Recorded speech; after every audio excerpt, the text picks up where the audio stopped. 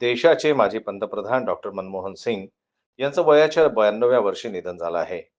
प्रकृती अस्वास्थ्यामुळे 26 डिसेंबरला त्यांना दिल्लीतील एम्स रुग्णालयात दाखल करण्यात आलं होतं. उपचारादरम्यान त्यांची प्राणज्योत मालवली. निधनामुळे अवघ्या देशावर शोककळा पसरली आहे.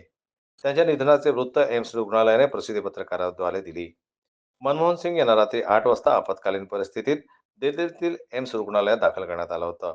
त्यांच्यावर उपचार सुरू असताना रात्री 9:51 त्यांची प्राणज्योत मालवली. माजी पंतप्रधान डॉक्टर मनमोहन सिंग 33 वर्षे खासदार होते.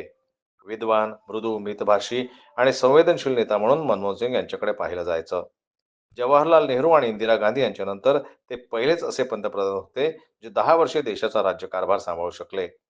2004 ते 2014 असे 10 वर्ष ते देशाचे पंतप्रधान होते. तसेच 1998 ते 2004 या काळात ते राज्यसभेचे विरोधी पक्षनेतेही होते. 33 वर्षापूर्वी म्हणजे 1991 साली डॉक्टर मनमोहन सिंग यांनी राज्यसभेच्या माध्यमातून आपल्या राजकीय कारकिर्दीची सुरुवात केली. 4 महिन्यातच त्यांनी माजी पंतप्रधान पी.व्ही. नरसिंह राव यांच्या मंत्रिमंडळात केंद्रीय अर्थमंत्री म्हणून शपथ घेतली. राजकारणात फार कमी लोकांनी सरदार मनमोहन सिंग यांच्याप्रमाणे आदर मिळतो. त्यांचा प्रामाणिकपणा आमच्यासाठी नेहमीच प्रेरणादायी असेल आणि या देशावर खरोखर प्रेम करणाऱ्यांमध्ये ते कायम उभे राहतील.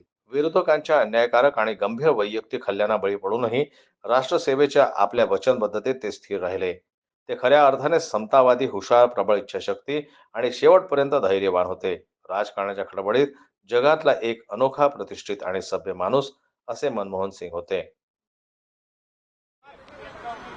कौन था ये प्रियंका राहुल प्रियंका राहुल कौन था राहुल